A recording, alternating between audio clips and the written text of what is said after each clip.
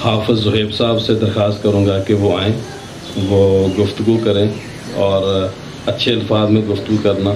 फ़र्क साहब के बारे में कोई बंदा भी जो ऑफ द रिकॉर्ड बातें वो रिकॉर्ड का हिस्सा ना बनाए। ज़ुहैब साहब तशरीफ़ लाए। बिस्मिल्लाहिर्रहमानिर्रहीम। रब्बि इश्रह ली सदरी व यस्सिर ली अमरी वहलुल उक़दतम मिन लिसानी यफ़क़हू क़ौली। इंतहाई काबिल एहतराम स्टेज पर बैठे मेरे उस्ताद कराम, बड़े भाई और तमाम अहबाब करामी,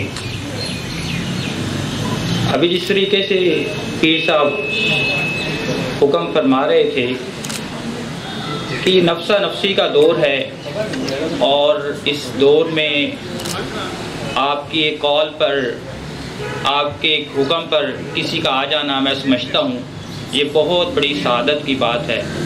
और ये सआदत हमेशा पीर ज़ियाउल हक नक्शबंदी साहब के नसीब में आती है और करीम रब से दुआ है कि वो इस जगह को और पीर साहब को इसी तरीके से लोगों को जमा करने की सआदत बख्शते रहें।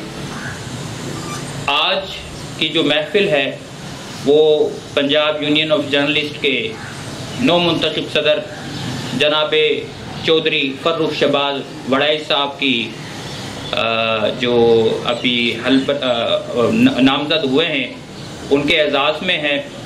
फर्रुख शहबाज वड़ाइच को कौन नहीं जानता। फर्रुख शहबाज वड़ाइच एक इस्तारा है और मैं समझता हूँ कि पाकिस्तान के अंदर इस वक्त जो नौजवान हैं और जो सहाफ़त में आइंदा आने वाले मेमार हैं उनको जो है वो बड़े अच्छे तरीके से जो है वो उनको मैनेज करते हैं। फर्रुख शहबाज वड़ाइच से हमारी बहुत सी उम्मीदें हैं और हमें यकीन है कि वो हमारी उम्मीदों को जो है वो पाए तकमील तक पहुंचाएंगे। और एक दफ़ा फिर मैं जनाब पीर साहब का शुक्रिया अदा करता हूं कि उन्होंने इस खूबसूरत महफिल को सजाया।